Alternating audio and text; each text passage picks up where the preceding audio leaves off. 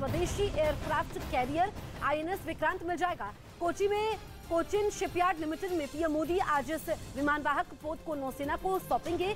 INS Vikrant Bharat में बना सबसे बड़ा युद्धपोत है। नौसेना में इस कैरियर के शामिल होने के साथ ही भारत उन चुनिंदा देशों की लिस्ट में भी शामिल हो जाएगा जिनके पास खुद विमानवाहक पोत बनाने की क्षमता है। तो आज आईएनएस विक्रांत मिलेगा और आईएनएस विक्रांत भारत में बना सबसे बड़ा युद्धपोत है। एयरक्राफ्ट कैरियर को समंदर का महाबली भी कहा जा रहा है। कैरियर मतलब समुद्र में तैरता एयरफोर्स स्टेशन, जहां से मिसाइलें, ड्रोन, फाइटर जेट्स उड़ान भर सकते हैं और ये जमीन में, जल में, आसमान में दुश्मन के छक्के छुड़ा देगा।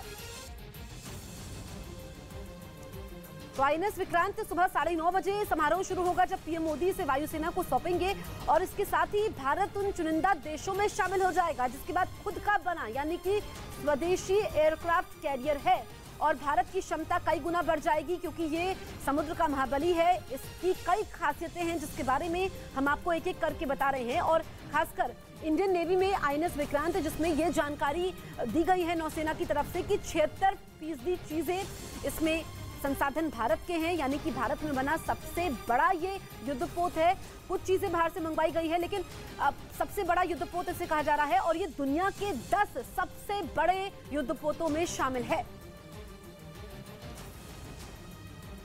कोचिन शिपयार्ड में बने देश के पहले स्वदेशी एयरक्राफ्ट कैरियर आईएनएस विक्रांत की कुछ खासियत भी जान लेते हैं।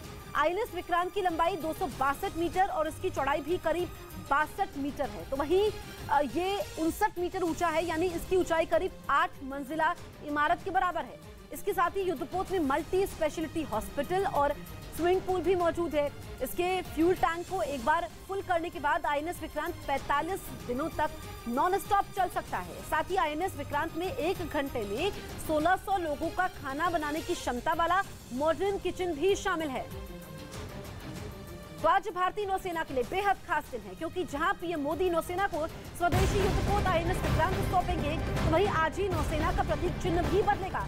नया प्रतीक चिन्ह भी आज पीएम मोदी नौसेना को देंगे। सुबह करीब 9:30 पर कार्यक्रम में शामिल होने के लिए पीएम मोदी कोचिन पहुंचेंगे।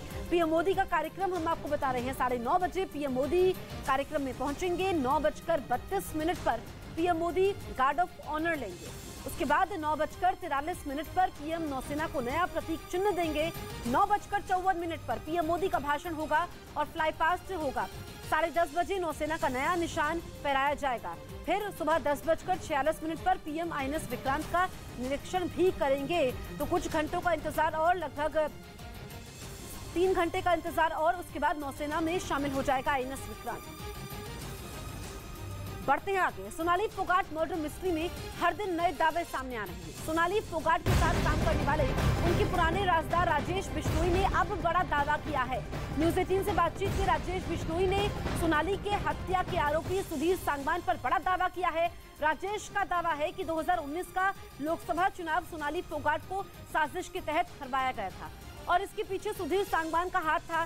साथ ही राजेश ने यह भी दावा किया कि सुधीर की नजर सोनाली की प्रॉपर्टी पर थी और वो इन्हें अपनी एक कंपनी के नाम पर लीज करवाना चाहता था। तो बड़ा दावा यहाँ पर राजेश बिश्नोई की तरफ से किया गया है और ये भी बताया कि 2019 में सोनाली को हरवाने की साजिश रची गई थी। सोनाली फोगाट मर्डर मिस्ट्री की जांच करने के लिए गोवा पुलिस इन दिनों हिसार में है और हिसार में सुधीर सांगवान जो इस केस का मुख्य आरोपी है उसके बारे में कोई शख्स अगर जानता है तो वो है राजेश बिश्नोई।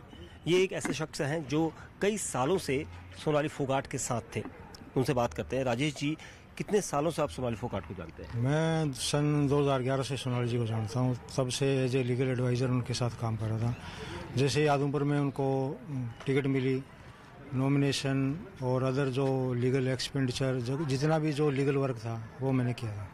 जो प्रॉपर्टी है, ये जिस प्रॉपर्टी की बात की जा रही है, आरोप लग रहा है कि प्रॉपर्टी की वजह से उनकी हत्या की गई है, ऐसे आरोप लग रहे हैं। ये कौन कौन सी प्रॉपर्टी है और कहाँ कहाँ की प्रॉपर्टी है? ये सारी प्रॉपर्टी हिसार की है जिसमें उसने एक कोई अपनी कंपनी बना रखी है। उस कंपनी के नाम लीज करवाना चाह रहा था सोनाली फोगाट की जो लैंड है वो। सोनाली फोगाट मामले में अब पुलिस उनके बैंक खातों की डिटेल खंगाल रही है। सूत्रों के मुताबिक गोवा पुलिस सोनाली फोगाट के बैंक खातों की डिटेल निकालने के लिए कई बैंकों में गई है। गोवा पुलिस सोनाली फोगाट के बैंक खातों में कितनी ट्रांजैक्शन हुई है इसका खाका भी तैयार कर रही है, ताकि पता लगाया जा सके कि उन बैंक खातों से कितनी रकम कब कब निकाली गई थी। ये पैसा आरोपी सुधीर ने निकलवाया था या खुद सोनाली भी उसके साथ थी। सोनाली फोगाट हत्याकांड में यह दावा किया गया कि सुधीर सांगवान ने प्रॉपर्टी के लालच में उनकी हत्या की साजिश रची थी। मतलब यह कि हत्याकांड की गुत्थी सुलझने की बजाय उलझती जा रही है। घर वालों का आरोप है कि सुधीर की नजर सोनाली के फार्म हाउस पर थी, जिसे वो किसी भी सूरत में हथियाना चाहता था। घर वालों का दावा है कि सुधीर सांगवान के मंसूबों की भनक सोनाली को लग चुकी थी और इसीलिए सुधीर ने अपने दोस्त सुखविंदर के साथ मिलकर सोनाली की हत्या कर दी। असल में हरियाणा के हिसार में सोनाली फोगाट का 6.5 एकड़ में फैला फार्म हाउस है, जिसकी कीमत 40 करोड़ से ज्यादा है और आरोप है कि इस फार्म हाउस को सुधीर हर हाल में हड़पने में जुटा था। देख सकते हैं कितने अच्छे हट यहाँ पर बनाए गए हैं और इन्हीं हट का लालच और इस प्रॉपर्टी का लालच सुधीर सांगवान को था। परिवार का आरोप है कि सुधीर सिर्फ 5,000 रुपए महीना देकर 20 साल के लिए फार्म हाउस को लीज पर लेना चाहता था। इसके लिए उसने बाकायदा कागजात भी तैयार करवा लिए थे। आरोप ये भी है कि सुधीर लगातार सोनाली पर इस फार्म हाउस को कानूनी तौर पर उसके नाम करने के लिए दबाव बना रहा था। लेकिन खबर है कि उसके लाख दबाव डालने के बाद भी सोनाली ने इन दस्तावेजों पर दस्तखत करने के लिए हामी नहीं भरी, जिसकी वजह से सुधीर का फार्म हाउस पर कब्जा जमाने का सपना अधूरा रह गया। और सुधीर की इस साजिश का पता तब चला जब परिवार के लोगों ने हिसार तहसील से सोनाली के नाम पर दर्ज प्रॉपर्टी के रिकॉर्ड खंगालने शुरू किए, लेकिन फार्म हाउस से जुड़े दस्तावेज देखकर उनके होश उड़ गए। और सुधीर सांगवान चाहता था कि इस प्रॉपर्टी पर उसका कब्जा हो जाए और इसीलिए उसने इस पूरे फार्म को भी हथियाने के लिए एक लंबी साजिश रची। बल्कि उसकी नजर हिसार के संतनगर इलाके में मौजूद सोनाली के घर पर भी थी। सुधीर ने गुरुग्राम की एक हाउसिंग सोसाइटी में किराए पर करीब 2.5 महीने पहले एक फ्लैट भी ले रखा था, जिसे खरीदने के लिए वो सोनाली पर दबाव डाल रहा था। सुधीर सांगवान ने किराए पे लिया था जून में, 1 जून 2022 से, और ये लगभग 2-2.5 महीने हुए उनको यहाँ। जांच में ये भी पता चला कि गोवा जाने से पहले सोनाली और सुधीर इसी फ्लैट में रुके थे। इसी वजह से मामले की जांच करने हरियाणा पहुंची गोवा पुलिस इस फ्लैट की भी पड़ताल में जुट गई। गुलाम नबी आजाद से मुलाकात पर कांग्रेस नेता आपस में उलझ गए।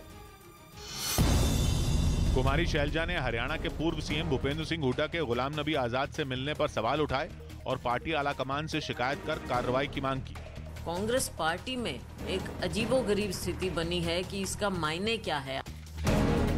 भूपेंद्र सिंह हुड्डा ने इस मुलाकात पर सफाई दी और बताया कि वो आजाद के पास पार्टी छोड़ने का कारण पूछने गए थे। तो आगे ऐसी कोई बात नहीं हुई, कटुता की बात नहीं थी। जम्मू कश्मीर के उधमपुर में भी कांग्रेस से जुड़े 100 से ज्यादा नेताओं ने गुलाम नबी आजाद के समर्थन में पार्टी छोड़ दी। झारखंड सरकार की कैबिनेट बैठक में हेमंत सोरेन सरकार ने 1 महीने के लिए चार्टर्ड प्लेन किराए पर लेने के फैसले को मंजूरी दे दी है, जिसका किराया 2 करोड़ रुपए खर्च किए जाएंगे। इसमें हेमंत सोरेन कैबिनेट के इस फैसले पर बीजेपी ने निशाना साधा है, इसे फिजूल खर्ची बताया है, जबकि कांग्रेस ने बीजेपी पर पलटवार किया है। तो हेमंत सोरेन सरकार का बड़ा फैसला 2 करोड़ रुपए किराए पर आएगा ये चार्टर्ड प्लेन, जिसको लेकर के अब बीजेपी के निशाने पर है हेमंत सोरेन सरकार और ये कहा जा रहा है कि ये फिजूल खर्ची है। मैं समझता हूं कि गैर आवश्यक खर्चों में कटौती की जानी चाहिए, क्योंकि जो जनता के मुद्दे हैं, जहां खर्च की जानी चाहिए राशि, वहां ज़्यादा आवश्यक है। बजाय वीआईपी मूवमेंट के नाम पर अगर चार्टर्ड प्लेन पर आप अनावश्यक खर्च करते हैं तो निश्चित रूप से राजकोष पर भी बोझ पड़ेगा और लोगों को ऐसा लगेगा कि सरकार कहीं ना कहीं अपने आप को आम जनों से, सामान्य से बिल्कुल अलग मानती है। तो ये जो वीआईपी कल्चर का जो पोषण करने जा रहा है, ये निश्चित रूप से निंदनीय है। सरकार को एक बार पुनर्विचार करना चाहिए कि इस तरह की कोई प्रस्ताव लाने से पहले जनमानस पर क्या असर पड़ेगा